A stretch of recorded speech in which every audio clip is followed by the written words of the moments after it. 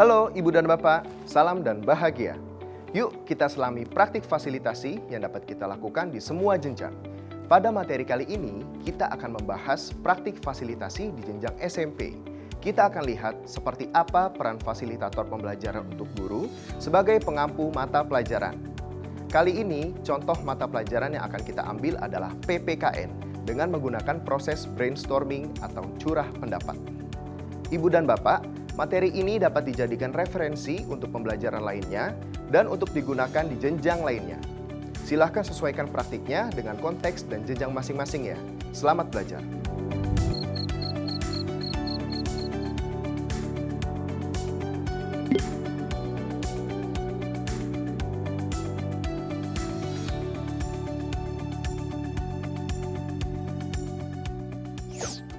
Proses fasilitasi pembelajaran di kelas dimulai sejak guru merancang dan mempersiapkan proses pembelajarannya.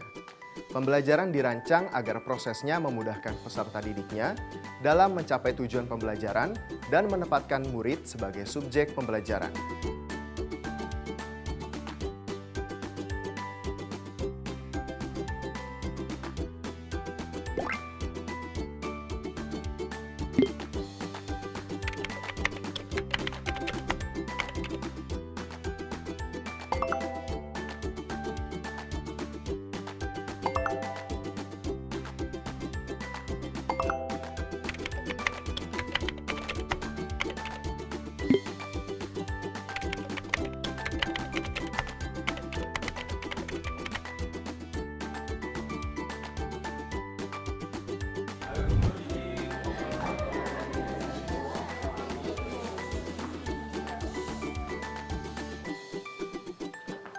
Selamat pagi anak-anak.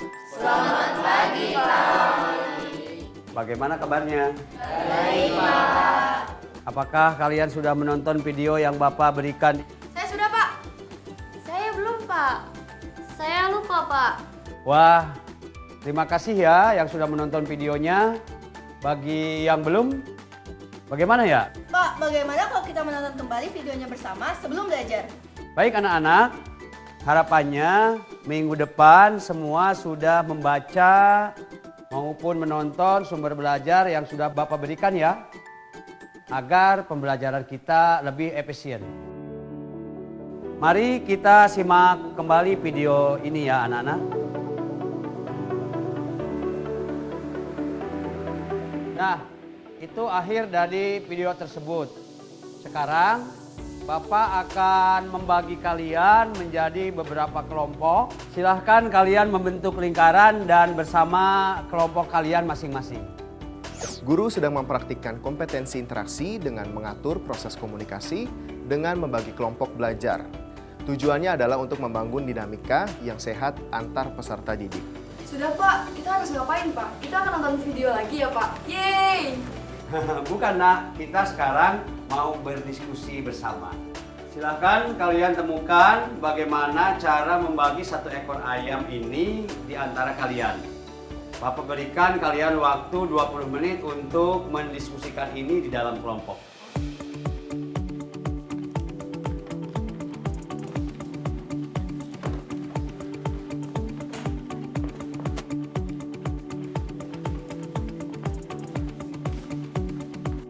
Guru menggunakan proses curah pendapat atau brainstorming untuk menggali beragam ide dari peserta didik untuk mendapatkan wawasan tentang perspektif yang berbeda ini.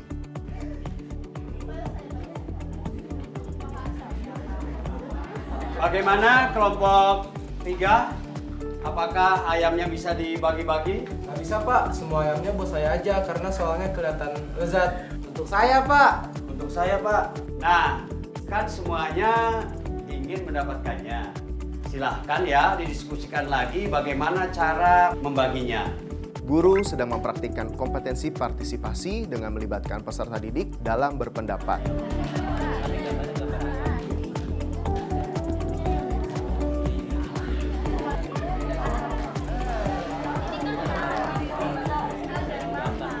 Waktu habis ya anak-anak.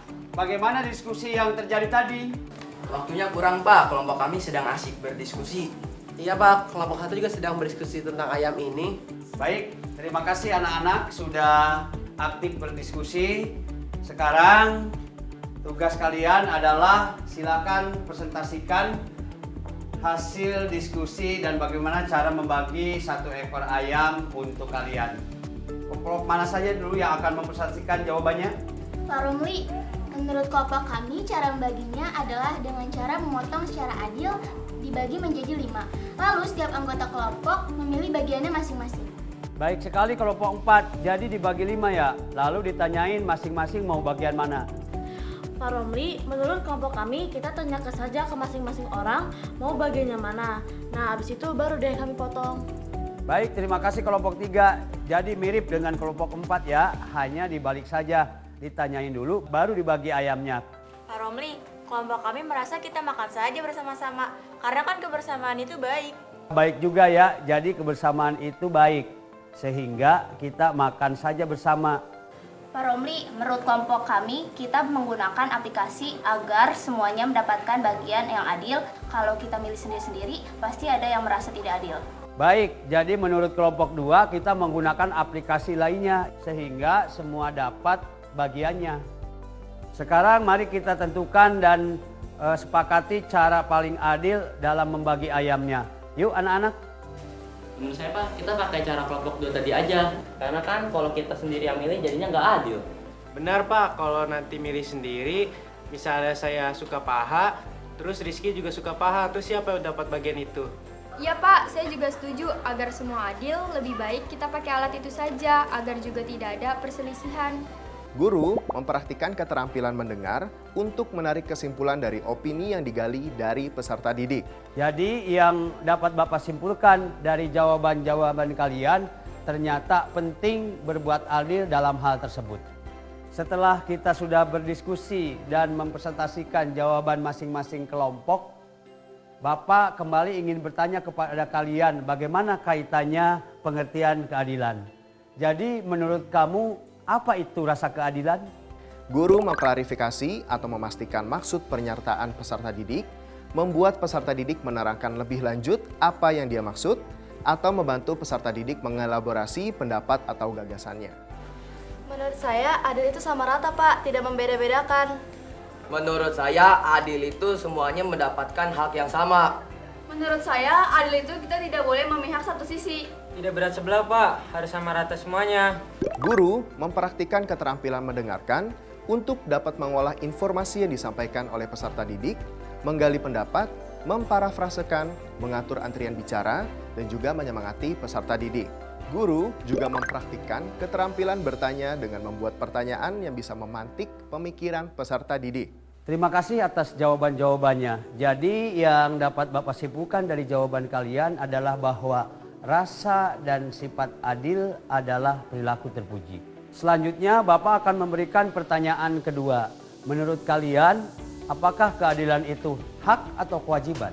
Saya mau jawab Pak. Menurut saya, keadilan itu hak. Karena kita perlu mendapatkan hak yang sama dengan semua orang. Saya tidak setuju Pak. Menurut saya, keadilan adalah kewajiban. Kita wajib memiliki sifat adil dengan siapapun.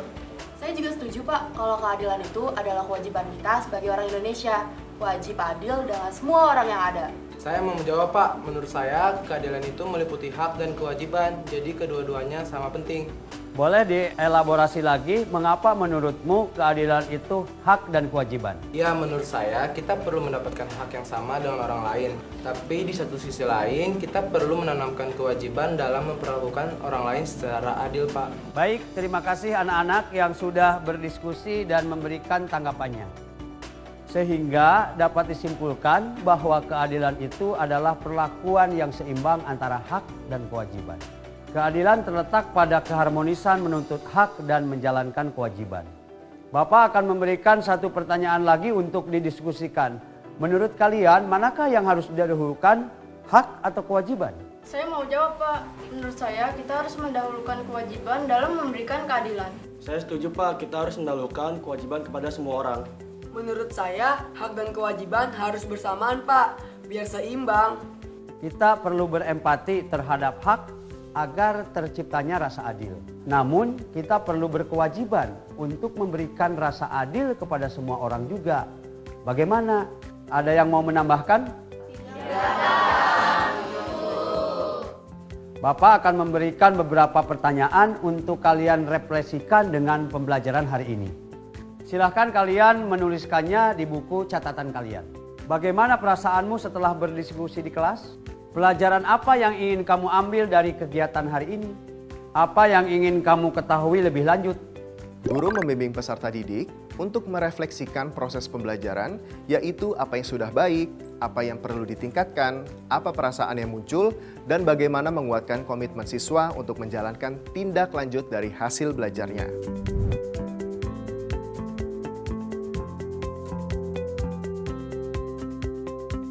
Baik anak-anak, terima kasih atas partisipasinya selama kegiatan hari ini. Silahkan kalian kumpulkan jawaban refleksi kalian di depan dan akan Bapak kembalikan besok hari. Sampai ketemu minggu depan.